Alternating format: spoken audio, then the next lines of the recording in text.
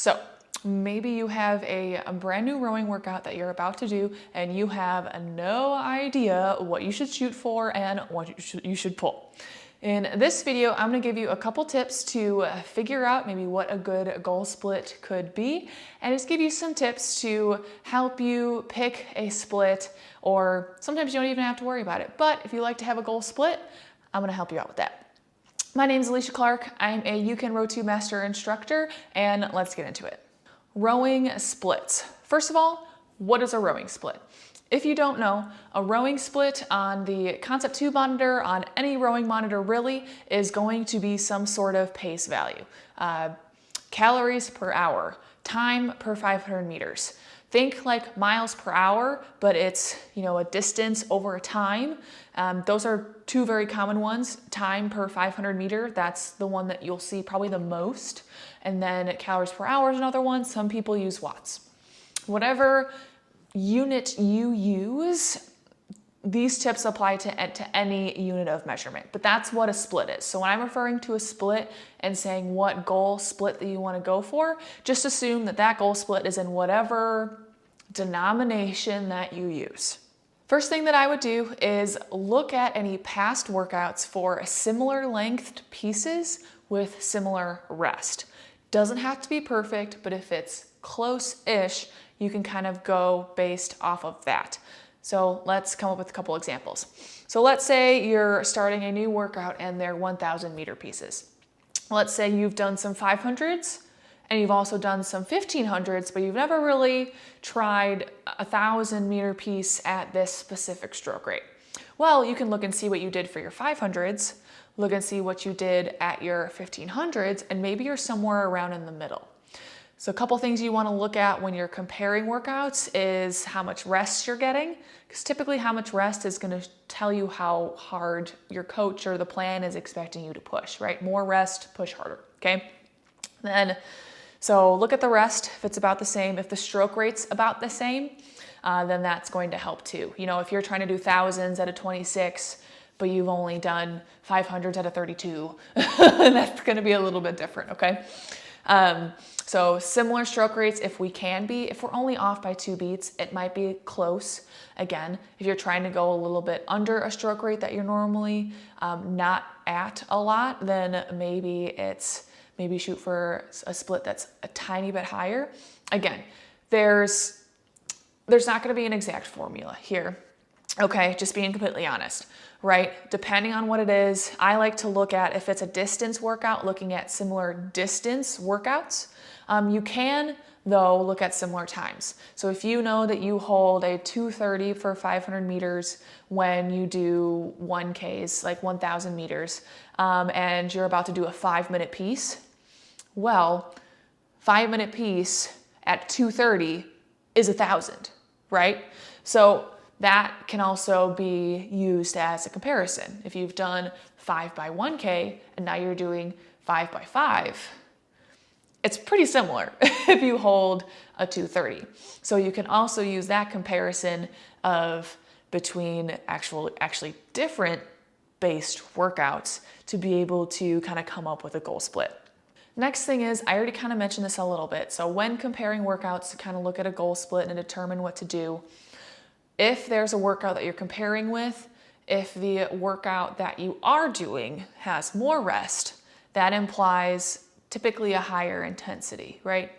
I am not going to program 30 seconds or a minute of rest and expect you to go all out unless the piece itself is like 30 seconds, okay? So if you're doing a 2K piece with 1 minute rest, okay, that's probably mostly steady state, okay? If you're doing 5-minute pieces with 5-minute rest, especially that 1-to-1, the expectation is probably to push pretty hard here.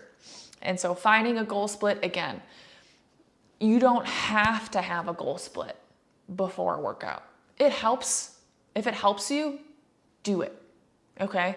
If you just want to see where you're at for the day, albeit trying not to fly and die, okay? Fly and die, I mean going all out for the first one. Let's say you're doing, again, 1,000 meter pieces. The first one's at a 220 and then the next one's at a 240, okay? Ideally, we're trying to be consistent, right? We're trying to find an intensity and a consistency that we're able to hold based on how long the piece is and how long the rest is. So it's more ideal to be consistent, but again, even if that does happen, even if you do fly and die, it's not the end of the world. Now you know. Now you know for next time. If you've ever done 1,000 meter pieces and you fly and die, well, guess what? Now you have an average of the whole workout to go off of. So let's say you did 5 of them. And I can't do this math average in my head, but if for some reason your span is somewhere between a 220 and a 240, and the average of all 5 of them is a 230, now you know next time you do 1K pieces that you're going to start at that average. Start at the 230. Learn to get to consistent first and then be consistently faster.